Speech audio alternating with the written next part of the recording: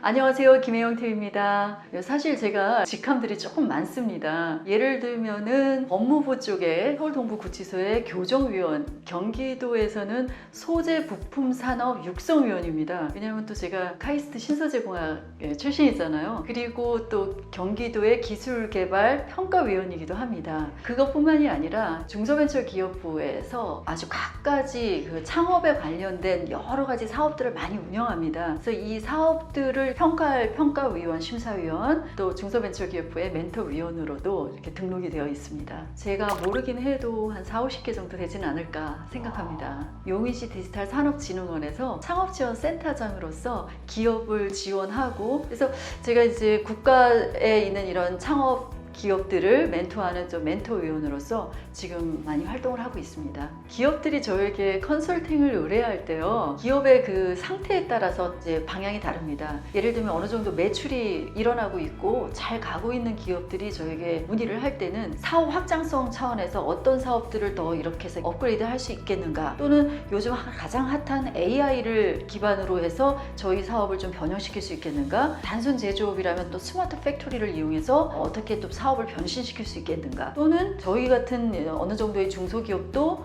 이렇게 정부의 지원 사업을 받을 수 있는지, 이런 차원에서 저에게 문의가 들어오고요. 그다음에 아주 어린 그 애기 기업, 소위 스타트업 기업들은 정말로 아무것도 모릅니다. 예를 들면 어떻게 법인을 내야 되는지, 그리고 직원을 뽑을 때 정규직을 뽑을지 계약직을 뽑을지도 그 강당무소식이고요. 그리고 또 정부 지원 사업을 받아서 돈은 있는데 이 돈을 어떻게 써야 되는지도 잘 모르고요. 스타트업들의 변수들은 아주 많습니다. 그래서 이런 전반적인 거, 그리고 매출, 그리고 더 나아가서는 자기가 구축한 이 사업 아이디어가 과연 괜찮은지, 그거부터 이제 좀 요청을 하시고 여기에서 업그레이드 될 게 뭐가 있는지, 이런 부분에 대해서 저에게 자문을 취하는데, 제가 많이 도와드릴 수 있는 기업들을 제가 이제 오케이 하고 수락하는 편이고요. 제 도움이 별로 없을 정도면 그냥 간단히 멘트해 주시고 보내드리죠. 대한민국에서 정부 지원 사업을 받는 기업들은 거의 다 스타트업이라고 봐야 되고요. 그런 부분에서는 저는 뭐 창업의 A부터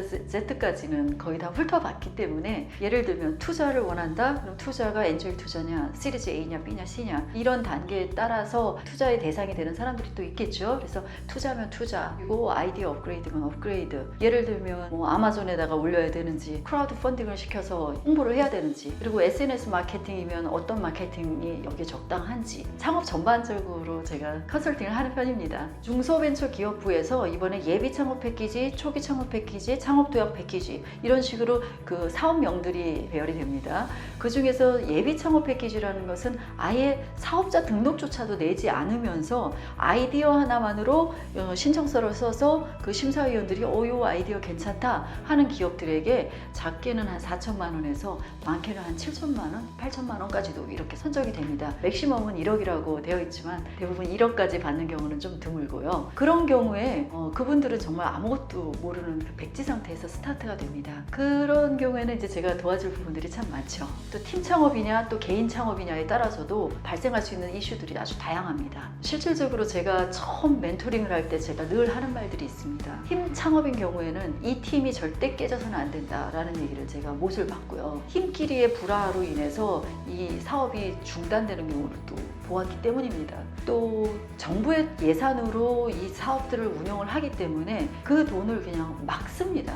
요즘은 이제 검토 의견서를 제가 또 쓰게끔 되어 있어서 사업비 쓰는 내역들도 제가 꼼꼼하게 체크를 하고 있고요. 심지어 정말 이건 나쁜 사례인데 다행히 저희 기업에서는 있을 수 없는 일이고 벌어지진 않았습니다. 예를 들면은 어떤 용역이 3천만 원짜리 용역이 있는데 이거를 둘이 짜고 4천만 원으로 세금 계산서를 끊습니다. 그럼 정부에서는 4천만 원을 지급을 하고 실질적으로는 3천이니까 나머지 1천만 원 가지고 유용을 하는 거죠. 이런 도덕성에 관련돼서는 저는 굉장히 엄하고 단호합니다. 이런 일이 있으면 나하고는 결별이라는 것만 알아두라 라는 얘기를 못을 받고요. 이 돈이 국민의 세금으로 만들어진 돈이라는 것을 명심하고 꼭 사업을 성공적으로 이끌려고 최선을 다해서 노력을 해야 된다 라는 얘기를 저는 합니다.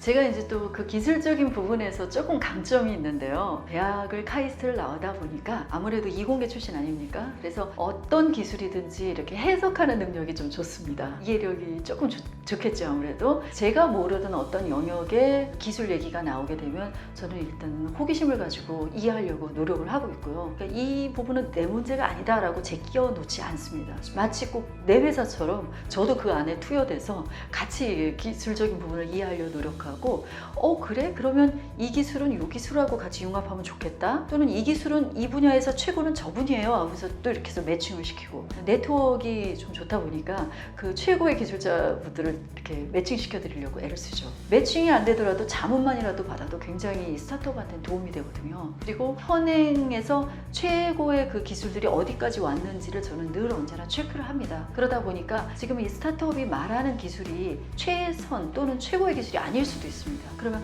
벌써 한 발 늦은 것 같습니다. 벌써 이 기술이 여기까지 왔습니다. 이런 식으로도 이제 자문을 해드리기도 하죠. 사실은요, 지금 전 국민이 창업 열풍이라고 해도 과언이 아닐 정도로 굉장히 핫합니다. 특히 지금 일자리가 점점점 줄어들다 보니까 정부에서도 이렇게 창업을 장려하는 그런 모양새를 또 갖추기도 했습니다. 그래서 국민의 세금으로 창업 지원금을 아이디어 좋으신 분들에게 이렇게 나눠드리고 있으면서 과연 그 100개를 나눠주면 10%는 고사하고 1%만이라도 제발 성공해서 빅샷을 터뜨리기를 우리 정부는 굉장히 간절히 원하고 있는데요. 창업이 정말 쉬운 게 아닙니다. 오죽했으면 제가 직접 창업하지 않고 있겠습니까? 실질적으로 저도 창업을 한 이력이 있고요. 그리고 창업이 얼마나 어려운 걸 알기 때문에 섣불리 창업하세요 라는 얘기를 저는 절대로 하지 않습니다. 반짝이는 아이디어들이 많은 분들이 계시면은 아마 창업의 욕구가 굉장히 강렬할 거예요. 게다가 대학생이 감히 만지기 어려운 큰 돈을 정부가 지원을 하기 때문에 더더욱이나 그거에 또 혹해서 이렇게 창업을 하고자 하는 그 대학생들이 참 많은데, 만약에 제 아들이라면 대기업이 됐든 중소기업이 됐든 일단 기업 활동을 먼저 하면서